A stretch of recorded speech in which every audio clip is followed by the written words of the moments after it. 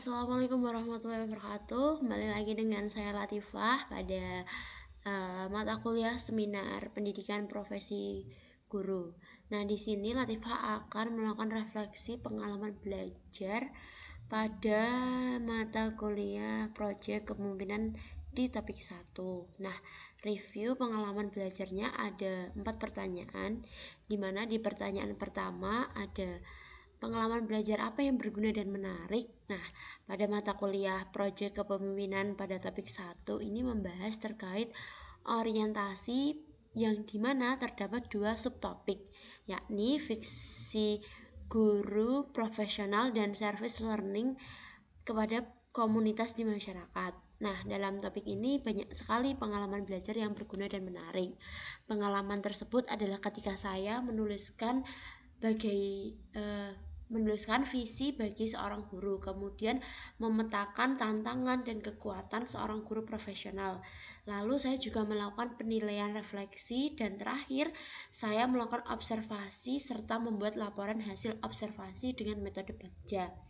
Nah, laporan hasil observasi ini meliputi proyek apa aja yang akan saya dan teman saya kerjakan, kemudian mengulas dan mengupas terkait proyek yang akan kami garap selama 1 semester. Lalu laporan hasil observasi tersebut disesuaikan pada alur metode Bagja, di mana diawali dengan buat pertanyaan utama, lalu ambil pelajarannya, kemudian gali mimpi, dan yang keempat itu menjabarkan atau jabarkan rencana, dan yang terakhir adalah atur eksekusi atau mengatur pelaksanaan kegiatan yang akan kita lakukan pada proyek kepemimpinan ini. Nah, dari beberapa yang telah saya lakukan tersebut memberikan banyak pengalaman yang berguna dan menarik. Begitu. Lalu pada pertanyaan di review pengalaman belajar yang kedua, itu ada pengalaman belajar apa yang berguna tetapi kurang menarik.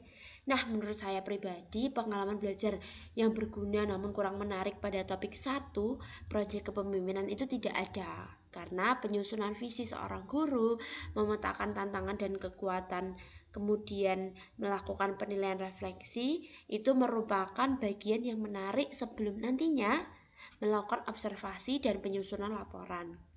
Tentu sebelum kita melakukan observasi perlu mengetahui aspek-aspek yang ada di dalam observasi yang akan kita lakukan. Nah, maka dari itu dilakukan beberapa langkah-langkah kegiatan sebelum nantinya melakukan observasi. Nah, serangkaian kegiatan yang kita lakukan sebelum observasi itu menarik untuk dilakukan. Jadi, selain berguna, dia juga cukup menarik untuk dilakukan. Menambah pengetahuan kita terhadap apa yang akan kita observasi nantinya. Kemudian pada pertanyaan yang ketiga, yaitu pengalaman belajar apa yang menarik tapi kurang berguna. Nah, pada topik 1 ini dilakukan orientasi sebagai awal pengenalan kegiatan sebelum menuju kegiatan inti, yakni melakukan observasi dan menyusun hasil observasi. Kegiatan awal sebelum melakukan observasi adalah memprediksi visi apa yang diusung oleh seorang guru profesional. Kemudian memetakan kekuatan dan tantangan apa yang akan dilalui oleh seorang guru apabila akan dilakukan sebuah kegiatan yang dikemas dalam sebuah proyek kepemimpinan. Kemudian selalu melakukan refleksi dari beberapa alur kegiatan yang telah dilakukan. Hal-hal tersebut saya sampaikan pada pertanyaan sebelumnya bahwa alur tersebut menarik untuk dilakukan serta berguna sebagai sebagai pengenalan untuk melakukan kegiatan inti di topik 1, yaitu menyusun laporan observasi. Kemudian pada pertanyaan yang keempat atau yang terakhir pada review pengalaman belajar, yaitu pengalaman belajar apa yang menarik pengalaman belajar apa yang tidak menarik dan tidak berguna dalam konteks sebagai calon guru. Nah, dalam konteks saya sebagai calon guru itu pada topik 1 mengenai orientasi proyek kepemimpinan sangat berguna untuk mengetahui dan agar kita tuh dapat peka terhadap permasalahan yang terjadi di lingkungan sekitar. Banyak pengalaman belajar yang dapat dipetik pada topik ini. Pengalaman-pengalaman tersebut itu menarik dan berguna bagi saya pribadi dalam mengidentifikasi kesulitan yang dialami oleh peserta didik. Kemudian dapat memikirkan solusi yang sesuai dan yang terakhir dapat mengatur waktu yang tepat untuk menerapkan solusi tersebut.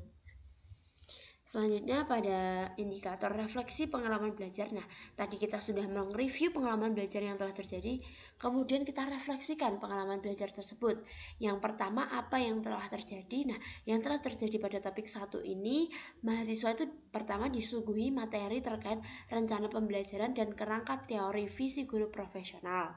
Kemudian mahasiswa itu diminta menuliskan visi dari seorang guru profesional dengan dilanjutkan pada pemetaan tantangan dan kekuatan oleh seorang guru profesional yang dituangkan dalam sebuah diagram fishbone atau tulang ikan sebagai pemikiran sebab akibat. Jadi dalam fishbone nanti ada yang sebelah sini itu termasuk sebabnya dan nanti yang di sebelah sininya termasuk dalam akibat dari sebab tersebut. Setelah itu, mahasiswa melakukan penilaian refleksi diri dengan dicantumkan rangkuman yang diperoleh pada tugas 1.1 dan tugas 1.2. Kemudian terdapat rencana pembelajaran.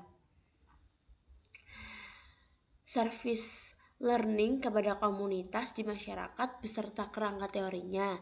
Setelah semua terlaksana, saatnya menyusun pertanyaan utama dan langkah kegiatan lanjutan atau disesuaikan dengan metode Bagja sehingga sampai pada hasil laporan observasi. Nah, untuk topik 1 yang terjadi itu sampai laporan hasil observasi. Kemudian di pertanyaan kedua, mengapa hal tersebut dapat terjadi? Nah, hal apapun itu dapat terjadi ketika pengerjaan observasi.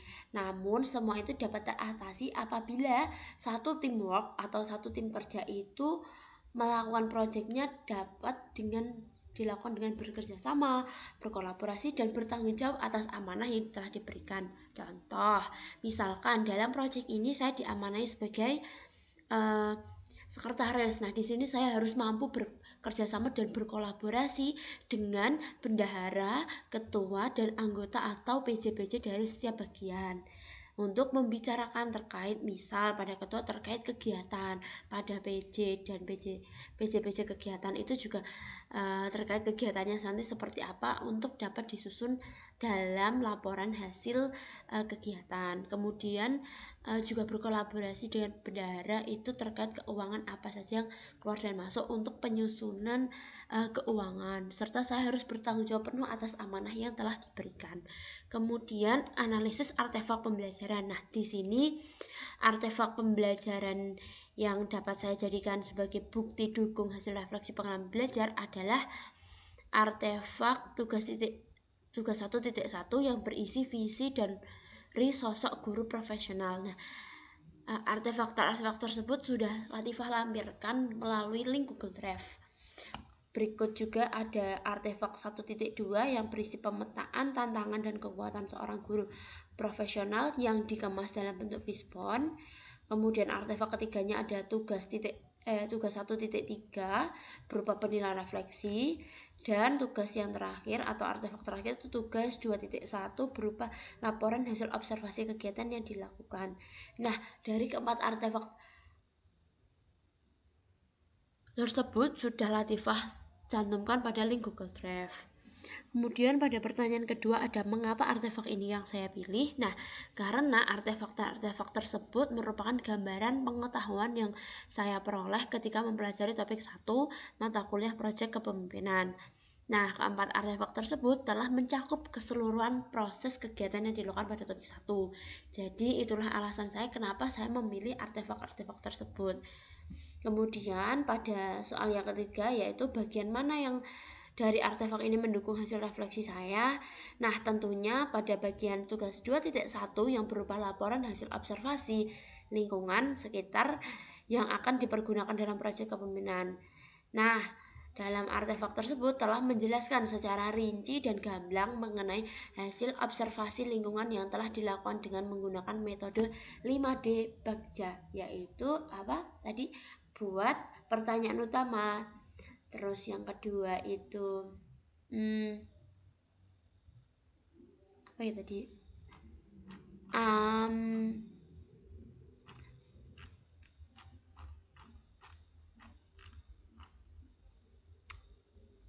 ambil pelajaran.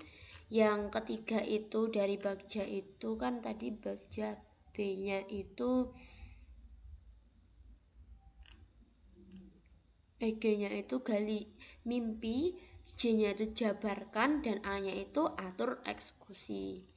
Nah, kemudian rumusan hasil refleksi berupa pembelajaran bermakna, di mana setelah mempelajari topik ini, pembelajaran bermakna yang saya peroleh adalah pentingnya seorang calon guru mengidentifikasi dari dalam diri visi apa yang akan dilakukan sebagai calon guru untuk pembelajaran kedepannya, kemudian memahami kekuatan dan tantangan apa saja yang dapat terjadi ketika mengajar, dan tentu melakukan observasi terlebih dahulu agar nantinya dapat menentukan rencana pembelajaran yang matang. Nah, itu tadi yang dapat Latifah sampaikan. Terima kasih sudah meluangkan waktu untuk mendengarkan Latifah mempresentasikan pengalaman belajar pada mata kuliah proyek kepemimpinan. Semoga ini dapat bermanfaat. Latifah tutup. Sekian. Wassalamualaikum warahmatullahi wabarakatuh.